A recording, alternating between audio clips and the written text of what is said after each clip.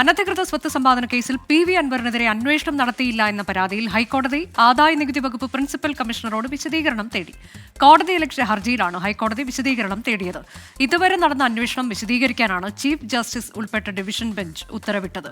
S Shyamkumar വിശദാംശങ്ങളുമായി. ശ്യാം, നിലമ്പൂർ ഉപതെരഞ്ഞെടുപ്പ് നടക്കുന്ന ഘട്ടത്തിലാണിത് എന്നുള്ളതാണ് ഏറെ പ്രധാനം. എന്തൊക്കെയാണ് കോടതിയുടെ ഉത്തരവിലെ വിശദാംശങ്ങൾ?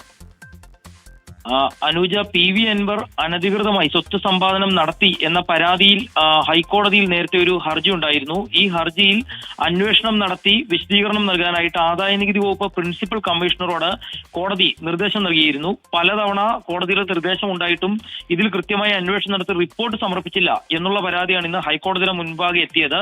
ഇതിൽ കോടതിയലക്ഷ്യ ഹർജിയായിട്ടാണ് എത്തിയിരിക്കുന്നത്. ഇതിലാണ് നിലവിൽ ഇതുവരെ നടന്ന അന്വേഷണം എന്തെന്ന് വിശദീകരിക്കാൻ ചീഫ് ജസ്റ്റിസ് ഉൾപ്പെട്ട ഡിവിഷൻ ബെഞ്ച് ഉത്തരവിട്ടിരിക്കുന്നത്.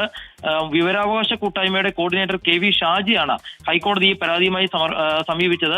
കേരള നിയമസഭയിൽ അംഗമായിരുന്ന കാലത്ത് ഇദ്ദേഹം പി.വി. അൻവർ സമ്പാദിച്ച സ്വത്തിൽ കണക്കുകൾ വ്യക്തമല്ല എന്നുള്ളതായിരുന്നു ഇതിൽ പ്രധാനപ്പെട്ട ആരോപണം. പാപ്പർ സ്യൂട്ട് നൽകിയ ശേഷം ആദായനികുതി നൽകാൻ തയ്യാറായില്ല എന്ന് വന്ന ആ പരാതിയിൽ പറഞ്ഞിരുന്നു. ഈ വിഷയങ്ങളിലാണ് അന്വേഷണം നടത്തി വിശദമായ റിപ്പോർട്ട് സമർപ്പിക്കാൻ കോടതി ഉത്തരവിടുകയും ആദായനികുതി വകുപ്പ് അത് ചെയ്യാതിരിക്കുകയും ചെയ്തത്. ഈ സാഹചര്യത്തിലാണ് ഇപ്പോൾ അൻവറിനെതിരായിട്ട് ആദായനികുതി വകുപ്പിനെതിരായിട്ട് കോടതിയലക്ഷ്യ ഹർജിയുമായി പരാതിക്കാരൻ ഹൈക്കോടതിയെ സമീപിച്ചിരിക്കുന്നത്. അനധികൃത സ്വത്ത് സമ്പാദന കേസിലാണ് പി.വി. അൻവറിനെതിരെ അന്വേഷണം നടത്തിയില്ല എന്ന പരാതിയിൽ ഹൈക്കോടതി ആദായനികുതി വകുപ്പ് പ്രിൻസിപ്പൽ കമ്മീഷണറോട് വിശദീകരണം തേടിയത്. കോടതിയലക്ഷ്യ ഹർജിയിലാണ് ഹൈക്കോടതി വിശദീകരണം തേടിയത്.